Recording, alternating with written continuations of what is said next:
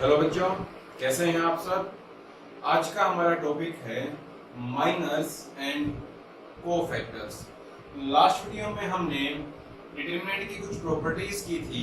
उसके बाद नंबर आता है कि किसी भी डिटरमिनेंट के माइनर और कोफैक्टर होते क्या हैं और उनको निकालते कैसे हैं। एक तरफ बात करते हैं माइनर्स की और इस तरफ मैं लिख देता हूं कोफैक्टर्स।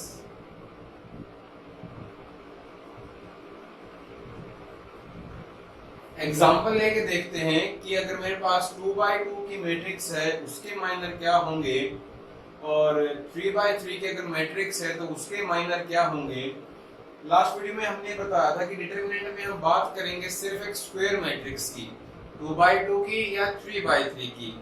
तो डिटरमिनेंट में हम बात करेंगे सिर्फ स्क्वायर मैट्रिक्स की। तो पहला एग्जांपल लेते हैं एक 2x2 की मैट्रिक्स से। Let it be 1 5 -2 3। Okay, 1 5 -2 and 3। तो माइनर क्या होते हैं? सबसे पहले माइनर्स या माइनर होता क्या है, हम सबको पता है कि इसको हम A11 बोलते हैं, इसको A12, इसको A21 एंड इस एलिमेंट को A22। तो माइनर क्या होगा? Minor of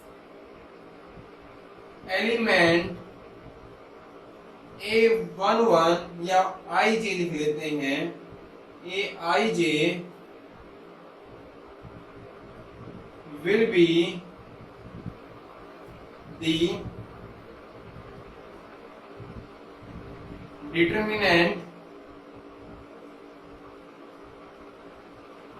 obtained by deleting ith row and jth column। ठीक है, minor of element Aij will be क्या होगा? The determinant obtained by deleting ith row and jth column। तो कोफैक्टर की बात करते हैं।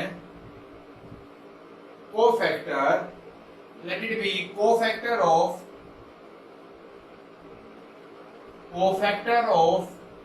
Aij, वो क्या होगा? इट विल बी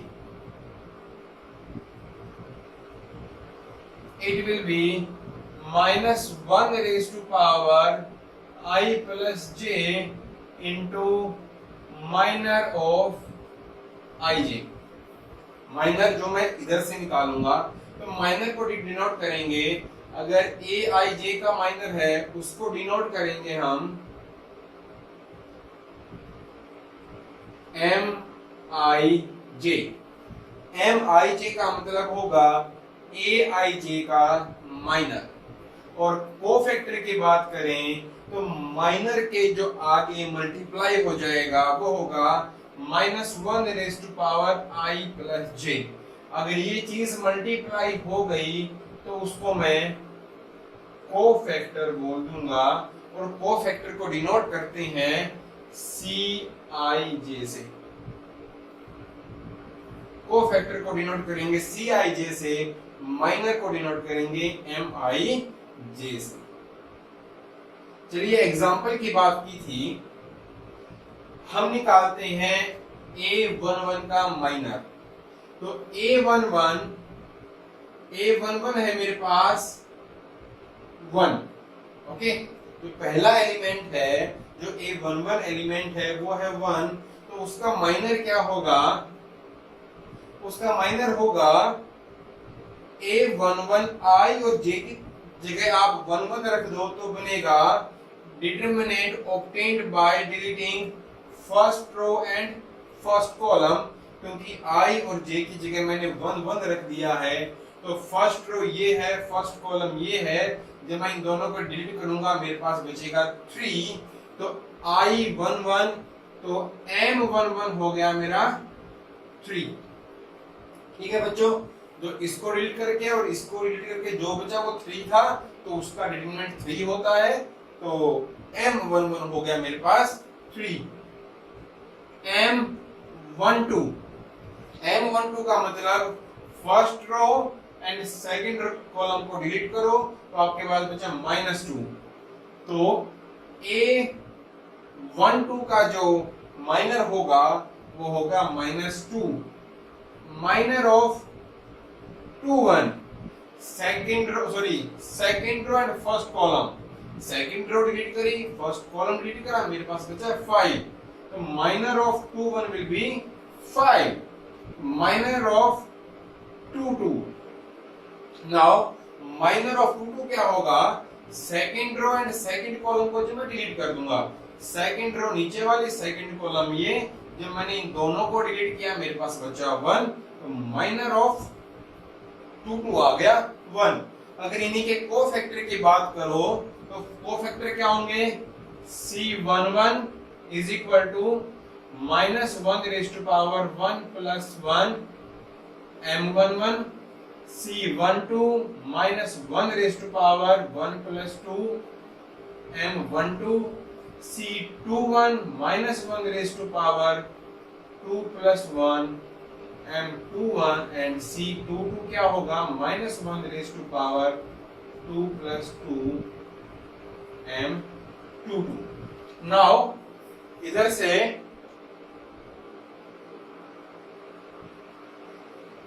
जिनका सम पॉजिटिव है तो -1 की पावर, जिनका सम इवन है, जिनका सम इवन है और -1 की पावर अगर इवन करेंगे तो कोई फर्क नहीं पड़ेगा। इट मींस -1 की पावर 2, -1 की पावर 2 1, तो C11 हो गया +11 प्लस M11, तो ये आंसर हो जाएगा 3।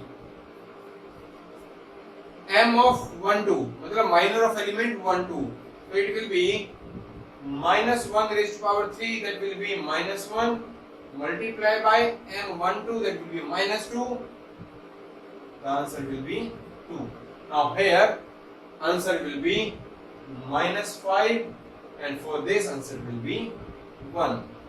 इस बात से हमें एक आइडिया हुआ कि जिसका भी पावर इवन है उसका कोफैक्टर और उसका माइनर एक जैसा होता है, उसमें चेंज नहीं आता। देखिए इनका भी सम इवन, इसका भी सम इवन, तो ये माइनर है और ये कोफैक्टर है, दोनों सेम है। तो जिसके भी ऑर्डर का सम इवन होगा उसका माइनर और कोफैक्टर सेम होगा, उसमें चेंज नहीं आएगा। लेकिन जिनका सम ओड आ गया उसके माइनर में और कोफैक्टर में माइनर का डिफरेंस आ जाएगा। अब देखते हैं अगर मेरे पास 3/3 की मैट्रिक्स है तो उसके माइनर और कोफैक्टर में कैसे निकालना। हमने एग्जांपल लिया है, एक 3/3 की मैट्रिक्स है और उसी का डिटरमिनेंट है A, तो इसके माइनर और कोफैक्टर कैसे होंगे वो निकालते हैं। तो सबसे पहले M11 का मतलब क्या है, A11 का माइनर, A11 के माइनर को मैं M11 लिख दूंगा। तो वो होगा क्या, जब मैं फर्स्ट रो और फर्स्ट कॉलम को डिलीट कर दूंगा मेरे पास जो बचेगा वो ये बचेगा -3 4 6 5। जब मैंने first row and first column को डिलीट करा तो डिटरमिनेंट मेरे पास बचा वो ये बचा, इसकी वैल्यू हो जाएगी -15 -24, इट विल बी -39। ठीक है, आसान था। M11 का मतलब माइनर ऑफ एलिमेंट A11 और 11 है, इसका मतलब first row and first column. मैंने फर्स्ट रो को डिलीट किया, फर्स्ट कॉलम को डिलीट किया, जो डिटरमिनेंट मेरे पास बचा उसकी वैल्यू मैंने लिख दी, वो आ गया माइनर ऑफ A11। और सेकंड A12 13 14 फटाफट निकालते हैं, देखते हैं कैसे कैसे होंगे। M12 वो हो जाएगा इसको 1 4 7 5 वीडियो लंबी ना बने इसलिए थोड़ा सा स्पीड में जरूरी है लिखना। M13 first row and third column 1 -3 7 6 it will be 6 plus 21 that will be 27। ठीक है, पहली रो के निकाल चुके हैं, दूसरी रो के लगता है सारे निकालने की जरूरत नहीं, दूसरी रो के निकाल लेते हैं, तीसरी रो के आप खुद निकाल लेना।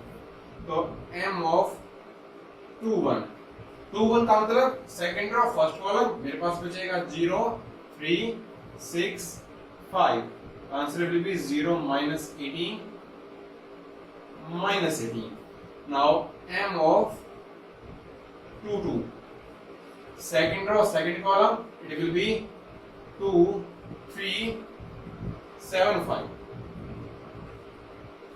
it will be 10 -21 -11 and m of 2 3 ये हो जाएगा 2 3 2 0 7 6 2 0 7 6 and it will be 12 -0 12।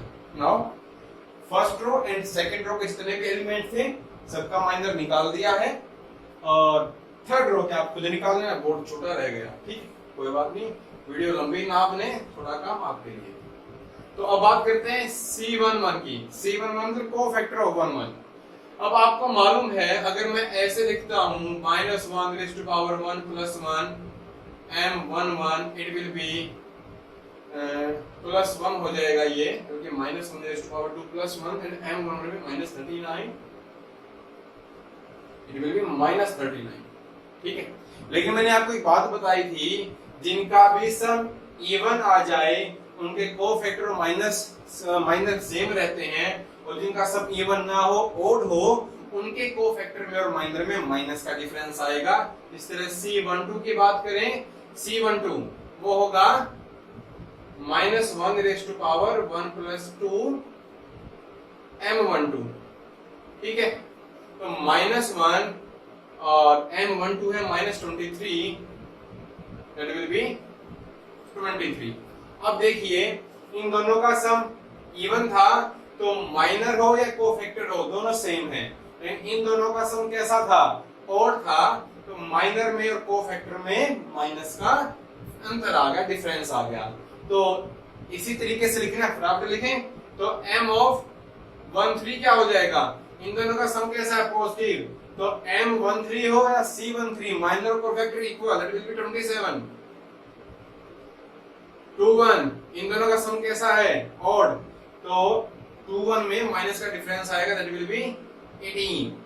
C22 इन दोनों का सम कैसा है, इवन, अगर इवन है तो माइनर और कोफैक्टर सेम रहते हैं, तो दैट विल बी -11।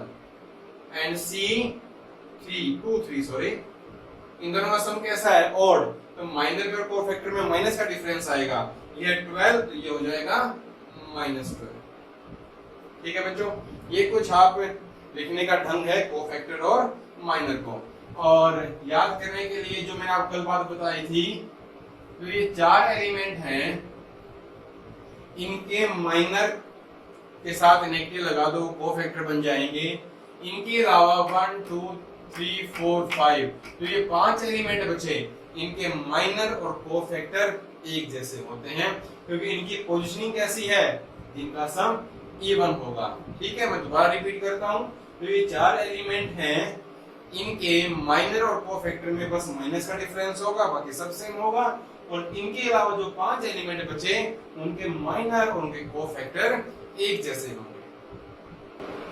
एक छोटी सी बात, अगर मैं कोई मेरे पास डिटरमिनेंट है a, that will B A11 A12 A21 A22, ये 4 एलिमेंट है उसके अंदर, तो इसका डिटरमिनेंट क्या हो जाएगा, अगर मैं एलिमेंट को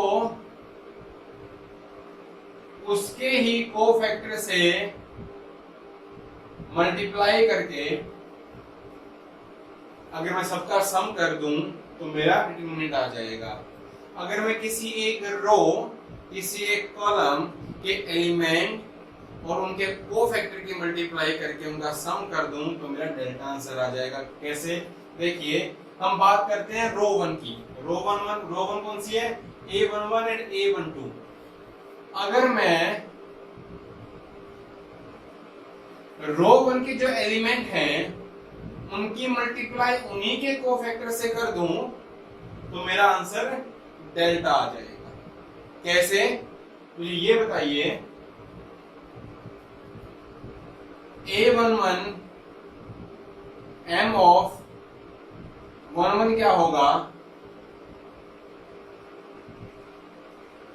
ये m ऑफ 12 क्या होगा? -20 माइनस A21। ठीक है, और कोफैक्टर क्या हो जाएगा? कोफैक्टर ऑफ 11 ये रहेगा एंड कोफैक्टर ऑफ 12, अब इन दोनों का सम ये ऑड है तो ये A21 हो जाएगा। ठीक है, और एलिमेंट कौन कौन से थे? ये माइनर था A11 का और ये माइनर था A12 का। ठीक है, अब मुझे बात बताइए, अगर मैं डेल्टा निकालूं, कैसे निकालूंगा? एलिमेंट को उसके कोफैक्टर से मल्टीप्लाई करने के बाद। अब एलिमेंट क्या है? A11, उसका कोफैक्टर क्या निकला? A22, प्लस दूसरा एलिमेंट क्या है? A12, उसका कोफैक्टर क्या निकला? A21। ठीक है, A12 A21। अगर ऐसा है तो मैं उसको क्या लिख दूंगा?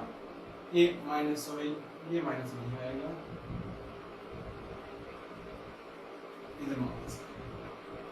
इधर माइनर निकाला था ना, तो माइनर में साइन चेंज नहीं होता, वो कोफैक्टर में होता। ठीक है, ये डेल्टा ऐसे आएगा। और अगर हम वैसे भी देखें तो होता क्या है? इसकी मल्टीप्लाई इसके साथ और इसकी मल्टीप्लाई इसके साथ, तो माइनस, तो इसकी मल्टीप्लाई इससे करेंगे तो A11 into A22 minus A21 into A12। इधर भी तो बच्चों वही आंसर आ रहा था, ये माइनस है ना, पहले माइनस आ गया।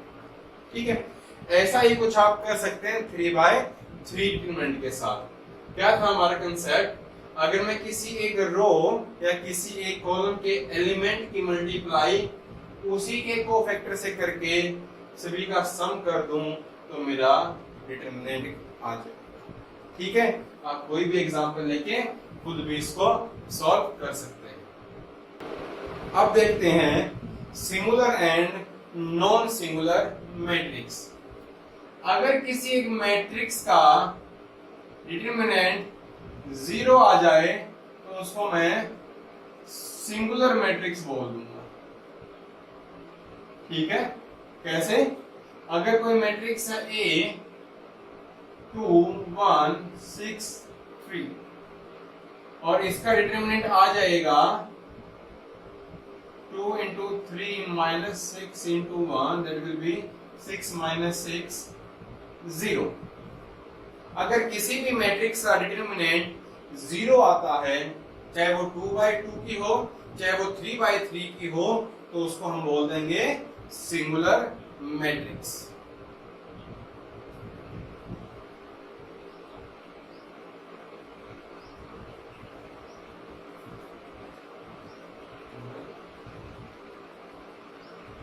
और अगर उसका डिटरमिनेंट 0 नहीं आएगा तो उसको बोलेंगे non singular matrix.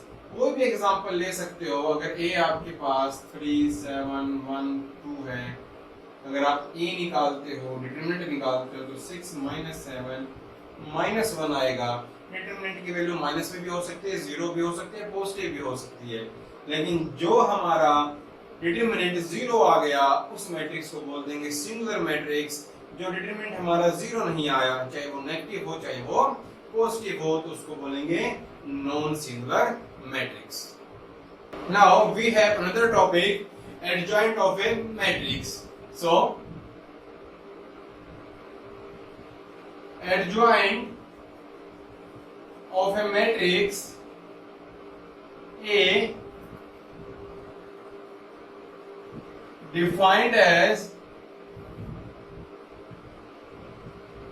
transpose of a matrix obtained by cofactors of elements of matrix A। चलिए समझते हैं कि इसका मतलब क्या है। हमारे पास कोई मैट्रिक्स है A, लेट इट बी 2/2, क्योंकि स्क्वायर मैट्रिक्स की हम बात करेंगे, पहले 2/2 की बात करते हैं, फिर 3/3 की बात करेंगे। हमारे पास A11 की जगह में 2 7 5 1 कोई भी आपका 2/2 की मैट्रिक्स ले लेता। अब इसका एडजॉइंट क्या होगा? एडजॉइंट को लिखने का तरीका है एडजॉइंट ऑफ ए। एडजॉइंट की जगह ए डी जे लिख देंगे, ब्रैकेट में आप लिखेंगे कैपिटल ए किसी भी मैट्रिक्स का नाम। तो उसका एडजॉइंट क्या होगा 2/2 मैट्रिक्स के केस में? Transpose of A matrix obtained by cofactor of elements of matrix ए। इसके अंदर जितने भी एलिमेंट हैं मैं सबका कोफैक्टर निकालूंगा। 4 एलिमेंट है, 4 कोफैक्टर आएंगे। हमने थोड़ी देर पहले कोफैक्टर निकालना सीखा था। उन कोफैक्टर को मिला के मैं एक मैट्रिक्स बनाऊंगा और उसका मैं ट्रांसपोज कर दूंगा। ठीक है, तो सबसे पहले निकालते हैं इनके कोफैक्टर। तो कोफैक्टर फटाफट निकाल लें। तो C11 हो जाएगा मेरे पास 1, C12 हो जाएगा -5, C21 हो जाएगा -7 एंड C22 हो जाएगा 2।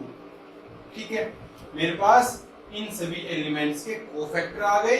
अभी मैं क्या निकालूंगा? इसकी मैट्रिक्स बना दूंगा। इनकी मैट्रिक्स हो जाएगी मेरे पास 1 -5 -7 2। जिसका मैंने कोफैक्टर निकाला है उसी की जगह में उसका कोफैक्टर प्लेस करूंगा। अगर 1 का 2 का कोफैक्टर निकाला है तो 2 का कोफैक्टर है 1, तो मैं 2 की जगह उसको रिप्लेस करूंगा। अब इसके बाद क्या है? इसके बाद है ट्रांसपोज।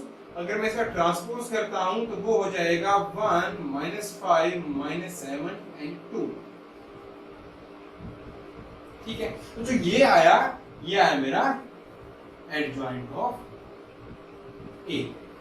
ठीक है, बड़ा सिंपल था। जो मैट्रिक्स आपके पास है उसमें जो सभी एलिमेंट है उसके आप क्या निकालोगे? सभी के कोफैक्टर निकालोगे। सभी के कोफैक्टर निकालने के बाद जिसका कोफैक्टर निकाला है उसी को उसकी जगह प्लेस करके एक मैट्रिक्स बना दोगे और उसके बाद उसका ट्रांसपोज कर दोगे। ठीक है, ट्रांसपोज करके ये आंसर आया। ये मेरा क्या हो जाएगा? Adjoint of matrix A. Now let us take example of matrix 3/3। कोई डिटरमिनेंट है मेरा 3/3 का 1 0 3 0 2 1 1 2 4।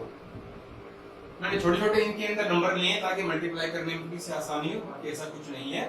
तो सबसे पहले अगर इसका एडजॉइंट निकालना है तो सबसे पहले कोफैक्टर निकालने पड़ेंगे।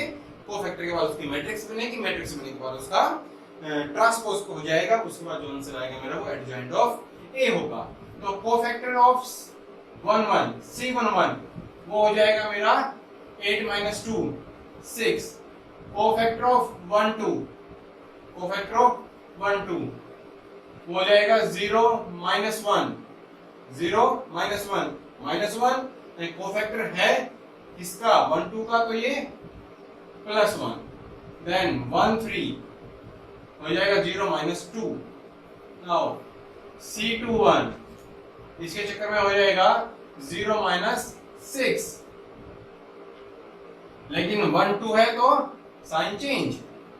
C22 वो हो जाएगा 4 -3 1। C23 वो हो जाएगा 2 -0 दैट इज 2। इनका सम कैसा है? और एक साइन एक्स्ट्रा लगा दूंगा। C31 ये हो जाएगा 0 -6 -6 पॉजिटिव है, कोई फर्क नहीं पड़ता। C32 ये हो जाएगा 1 -0 1। इन दोनों का सम कैसा है? और -1। C33 ये हो जाएगा 2 -0 दैट विल बी 2।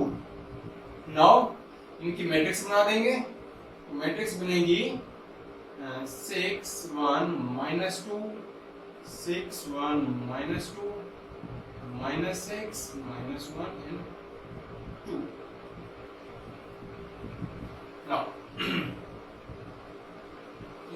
now अभी दोनों सेम आ गए। वैसे अगर इसका डिटरमिनेंट निकालूंगा तो 0 ही आएगा, अपने आप आ गया। चलो आ गया, कोई बात नहीं, एग्जाम्पल तक हो जाता है।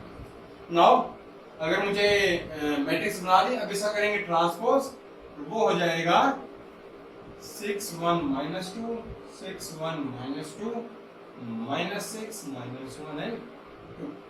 नाउ एडजॉइंट ऑफ ए जो मेरा आ गया 6 6 minus 6, 1 1 minus 1, minus 2 minus 2 and 2.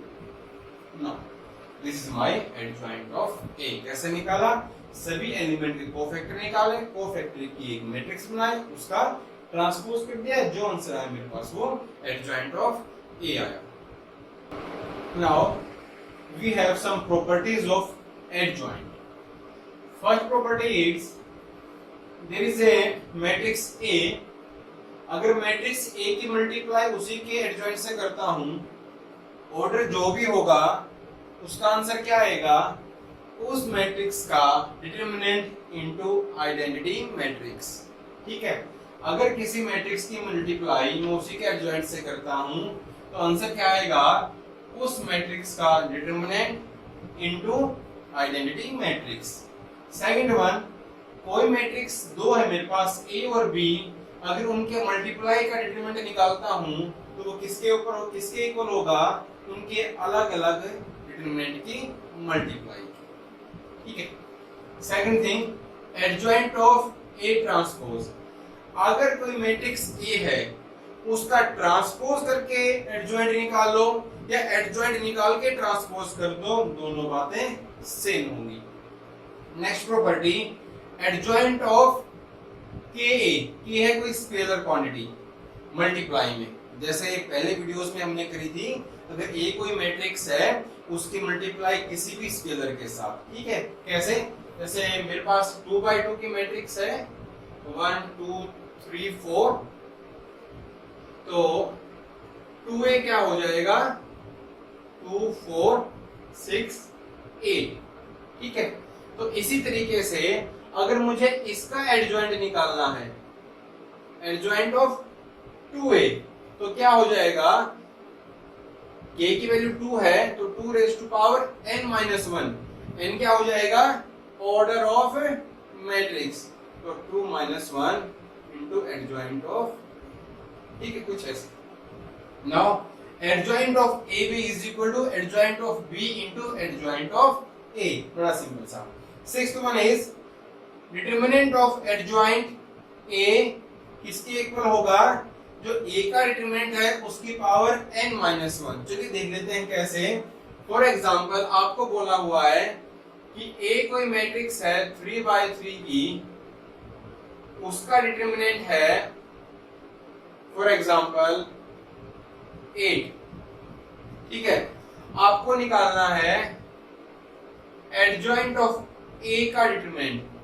अभी जो एडजॉइंट ऑफ A है वो भी तो एक मैट्रिक्स है, वो कैसे बनी है? इनके कोफैक्टर की ट्रांसपोज करके हमने मैट्रिक्स बनाई थी। तो एडजॉइंट ऑफ A भी अपने आप में क्या है? एक मैट्रिक्स। तो उसका डिटरमिनेंट क्या होगा?